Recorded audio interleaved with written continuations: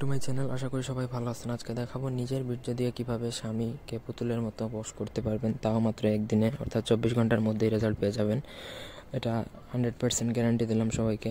একবার কাজ করলে একবারেই কাজ হবে। তবে এটা একটা ঘৃণিত বা নোংরা বশীকরণ বলা যায়। এটারে বলা যায় কি, এটা নোংরা বশীকরণই।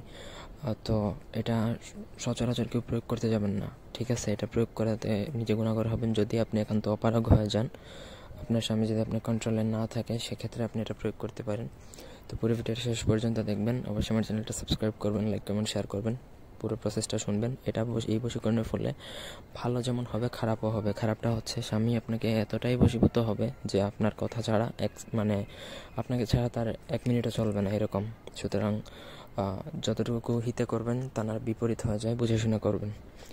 আর যদি আপনি তাকে আপনার পুতুলের মতন বশ বানাতে চান, তাহলে এই ভিডিওটা আপনার জন্য। তার জন্য প্রথমত নিজের বীর্য বা স্পার্ম যেটা বলা হয় সেটা সংগ্রহ করতে হবে। এটা কীভাবে করবেন সেটা আপনিই ভালো জানেন, এটুকু আপনার নিজের দায়িত্বে থাকবে। তারপর এটা সংগ্রহ করতে হবে শনিবার দিনে। কি বলছি, নিজের বীর্য, এবং সেটা কালেক্ট করে রাখবেন শনিবার দিনে। সেটা যদি বীর্যটা যদি শুকিয়ে যায় তাহলে শুকিয়ে গেল, আর যদি ভেজা অবস্থায় থাকে তাহলে ভেজা অবস্থায়। তারপর একটা নাম বলছি, সেটা হচ্ছে ওম নমো ভগবতে।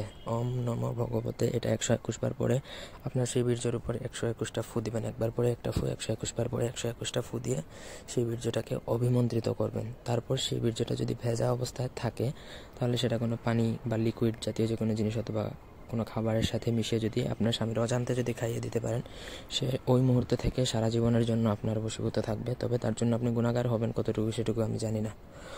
আর একটা হচ্ছে যে, আপনি যদি সেই বীর্যটা শুকিয়ে যায় তাহলে যদি শুকিয়ে যায় আপনার সেই বীর্যটুকু, তাহলে শুকনা কোনো খাবারের মাধ্যমে তাকে খাওয়াতে হবে। খাইয়ে দিতে পারলে সে ওই দিন থেকে সারা জীবনের জন্য আপনার বশীভূত থাকবে এবং আপনাকে ছাড়া তার 1 মুহূর্তও চলবে না। এটাও হচ্ছে সতর্কবাণী বা সাবধান বার্তা বলতে পারেন। ধন্যবাদ সবাইকে।